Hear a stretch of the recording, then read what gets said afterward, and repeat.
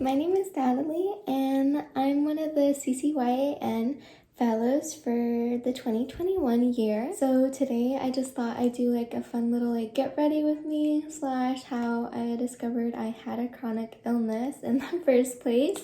So I hope you enjoy, and just some information, quick little tips, I guess.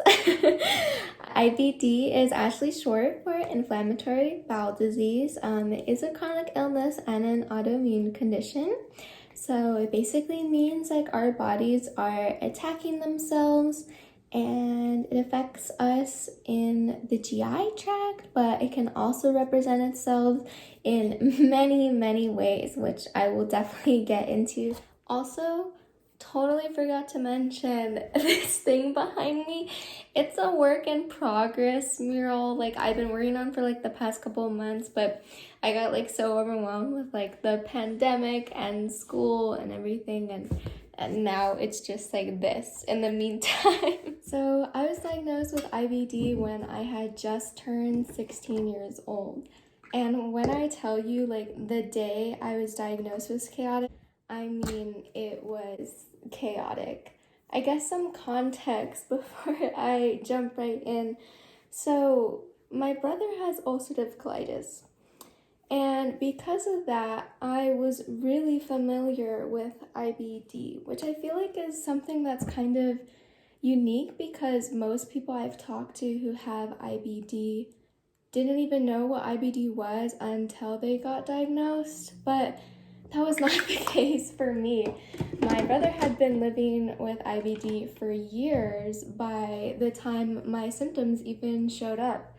And I remember I used to tell myself, oh, if I were to have something like IBD, I'd stay positive through it the whole time, and absolutely not. It's not what happened. I don't know why I set that expectation of myself, but yeah, I was just really familiar with it, and maybe that made my diagnosis a little bit scary because when my brother had been diagnosed, he almost passed away because he received a misdiagnosis and he didn't have any medical testing, further medical testing to check for IBD. So it was a really terrifying experience. But when he was diagnosed, I was just in the 7th grade. And I remember because I was just about to go into winter break and I was so excited, and then I just got a phone call and it was pretty much just oh, your brother's in the hospital. And that was super scary because I didn't know what IBD was at the time, and I feel IBD gets confused with IBS a lot, or it's deemed not fatal, but that's not always the case, So I was just totally out of the blue, super confused. I didn't know what was going on. Over time, I became a lot more familiar with the disease, but the one difference between my brother and I is I have Crohn's disease and I have Crohn's colitis. Crohn's in my colon only. So by the time I had my symptoms, I kind of had an idea that I had IBD. I remember this was in high school and I was taking my AP exams, and I had gone to the bathroom and I literally saw bloody stool, and you start to panic. It's a bit TMI, but is it really? And when I say panic, I mean not so much panic I didn't know what was going on. It was more panicking I did know what was going on, and I was worried I was going to have IBD. So I had waited till after my AP exams were done because myself from 2-3 years ago did not prioritize my health like I do now.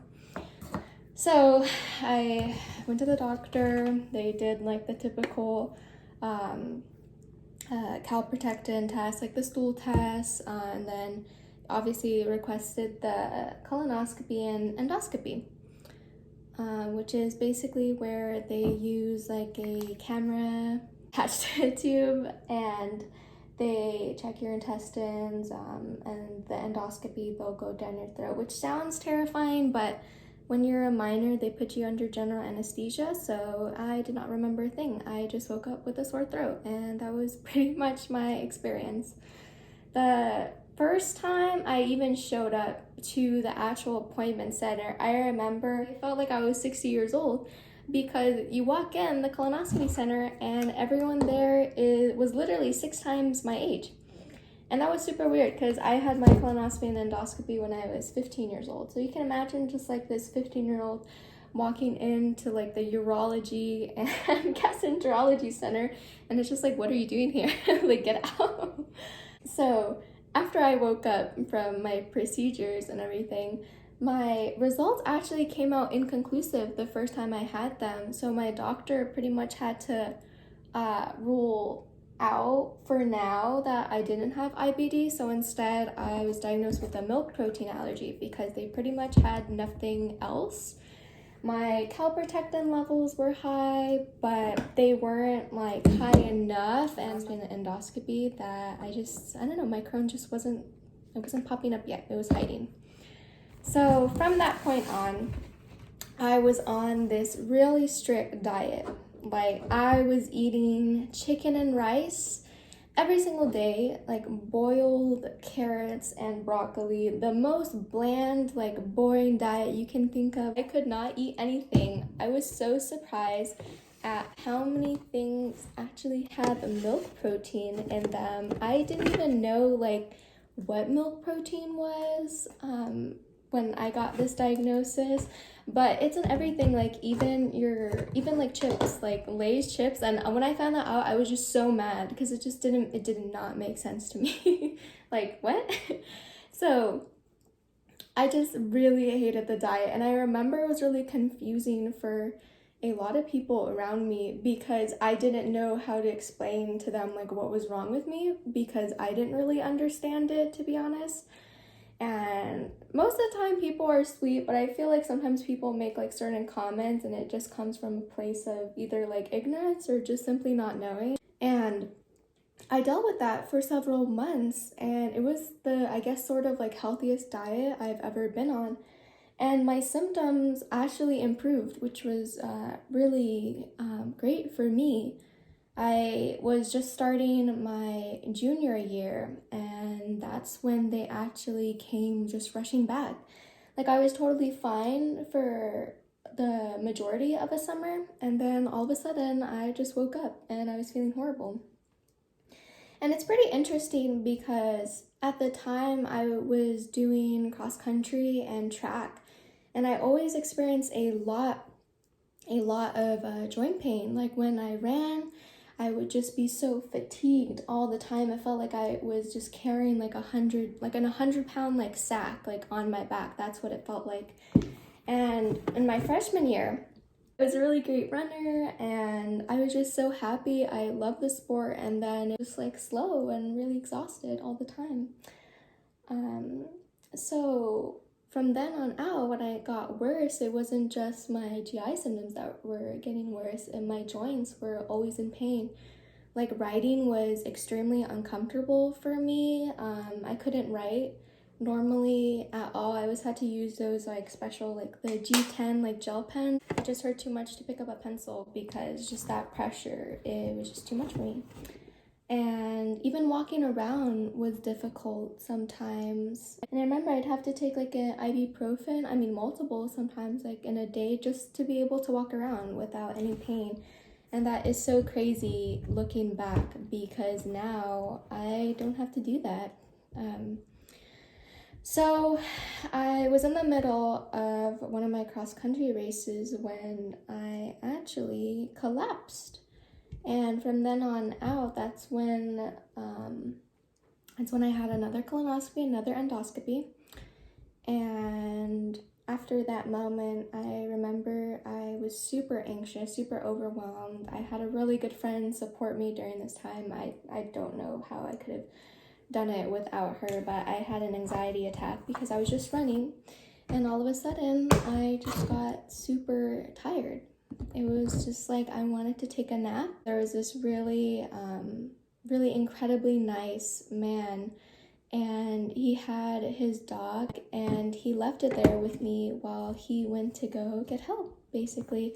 And I just remember there was just like hundreds of people, and I just felt so overwhelmed because I just felt like exhausted, and here I was just having a complete like breakdown. And it felt like I had just this like raging pain like in my side. And that was just the weirdest experience ever. I guess like I could compare it now to if you have IBD or any kind of like a gastrointestinal issue.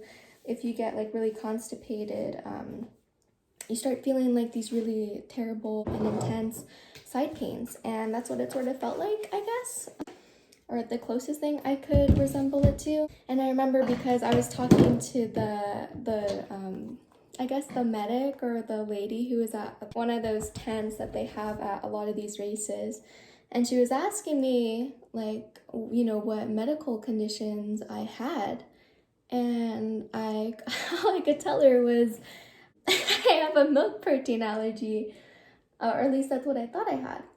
So then I went to go get all the tests done that I had mentioned before. I found out that I had Crohn's. And this is where the chaos starts. Because first of all, it took me a fat second to wake up from all my procedures. I didn't really know this, but at the time, like when you run and you do like really active exercise, you know, your heart rate's obviously slower, so I kind of left out that detail, but I totally ended up being fine, but it took me longer. And I was starving because I actually had an MRI, I think, recently. This was like years ago. And I couldn't eat anything for that either. So I had been starving for like 2 days, and I really wanted chicken tenders. And I specifically remember this because I had told my dad and my brother, who were like waiting for me, like, when I get out, like, please, like, bring me chicken tenders because I'm going to need to eat chicken tenders. Like, I just need them. And so there I was, like, I just woke up, you know, I'm like super confused, and they're waiting for me to kind of like stabilize, I guess. And there was supposed to be a volunteer there to pick me up and take me to the car, and she never showed up. So the nurses were like livid that she wasn't there. So the nurse who was helping me actually ended up taking me like outside. And what do you know, like my dad and brother did not bring the chicken tenders. I think they actually ended up going home because it was taking so long. Like, whatever. I mean, that's just how it is, like when your whole family has like conditions like this. It's like an average day, it's a normal day. So there I was, like waiting for my chicken tenders, whatever. I didn't get them. So we headed back home. And by the time that we got back, I was just like, dang, like I really want Denny's. So we were gonna go get Denny's, and my mom was just like, oh, you know, we'll stop by the car wash and get the car clean. And you know, I'm like super loopy, so I'm just like, yeah, okay, like let's go do that. Anyways, so we go to the car wash, and our car stops in the middle of the car wash. Like literally the battery just died. And I'm like, I don't know. I think I'm notorious for like having bad luck, you know? But this was just a new level of bad luck. Like, whose car stops in the middle of a car wash, you know? I'm starving. Like, I'm so upset that I don't have chicken tenders. I don't have the Denny's caramel banana pancakes with me. And now I have a chronic illness. Like, what? Like, and I'm starving? And the car broke down. So it's just the end of the world for me. And I just started seriously sobbing in the backseat of the car, because to me, it's just like the worst day ever. And so we called AAA. I was about to say we called the DMV, Imagine the DMV went to go fix your car battery. I don't know if that's like, is that like a thing outside other states of California? Like the California DMV is like a joke here. It's just like so bad. Like if you, okay, well hopefully the DMV doesn't like come for me. Imagine they just revoke my license. I'm like going on a tangent. Whatever. So anyways, we waited for our AAA to come and fix the car. And by the time they do, it's honestly like the middle of the day, maybe even more. I don't even know. It's been a really rough day at this point. And finally, they get the car fixed. The battery just died. They replaced the battery or whatever. And so we're on our way home. And my brother hadn't been picking up this whole time because we had actually called Denny's to do an order and everything, but yeah, just never picked it up. So actually I did not only not have the chicken tenders, but I didn't have the Denny's either. It was just there waiting for me. So we, I think, had gone to pick it up, or maybe that's wrong. Honestly, I don't remember that detail, but I think we did. Or maybe, I don't know. My memory is like absolute trash. That's like one thing I've noticed too, is like brain fog with Crohn's disease is seriously real. But yeah, anyways, back to the point. So there I am back in my house and I'm eating cold Denny's pancakes. And you can imagine like how mad I am because this is actually during my fall break.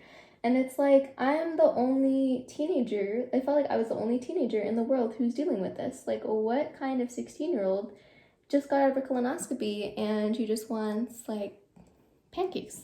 Like, what? Like, maybe in, like, a parallel universe, like, there is another me who's experiencing that, but whatever. And yeah, and it was just the horrible, horrible day that I found out I had my Crohn's. And now it's just like a joke between my family, like, that day, because it is kind of funny if you think about it. But yeah, from then on out, like, I struggled a lot with, like, isolation, especially because my brother got diagnosed when, I want to say between, like, 19 and 20, because he had just started college, or it was, like, a year into it, and I was obviously a lot younger. And not only that, but I think one specific struggle that all people with IBD go through is just finding, like, bathrooms. And you can imagine, like, in a public school, waiting for the bathroom, like, that's just no. Like, I remember always being stressed out just to have access to the bathroom. And I couldn't sometimes, and that was just, and it's really, like, sad and frustrating, because a lot of these, like, schools, they don't have the funds to build, like, bathrooms and stuff, and you can go to the nurses too, but it's not the same, and you're not the only one with chronic illness or condition. So I guess that was one of the most, like, stressful parts of my IBD, was just dealing with that at school. And also the joint pain too, especially, like, the walking and writing part, because, like, academically, like, I did a lot in high school. So even with, like, my AP exams and, like, the tests and the, I guess you could say, the level of difficulty, like, of those classes, like, high school was always really hard for me. I always had to study way more than everybody else. Like, I still cannot do, like, algebra or, like, integrated 2. Yeah, it was just always, like, difficult for me. And on top of that, like, not being able to write. Like, can you just imagine? Like, I remember with all my tests, I just could never understand, like, why I couldn't keep up with everyone else, like, with the writing and stuff. Like, no matter how hard I tried, I don't know, I just couldn't. So now looking back, it's kind of amazing how much, like, I grew. Now that my Crohn's is a lot more controlled, like, I can laugh and just joke about all, those times that were, like, really stressful for me. And now it's just funny. Like, they're a part of a very special place in my life. And although sometimes I definitely feel, like, isolated, I can definitely say, like, high school experience and just like I mean, not like I'm acting like I'm 30 years old, but they're very different than anyone else. So in a way, that's a gift of its own, if you can count that as a gift. So I hope you enjoy my sort of funny, I don't know if it's funny or like relatable IBD story. And I don't know, I'm just really excited to share more parts of my life. So see you soon. Bye.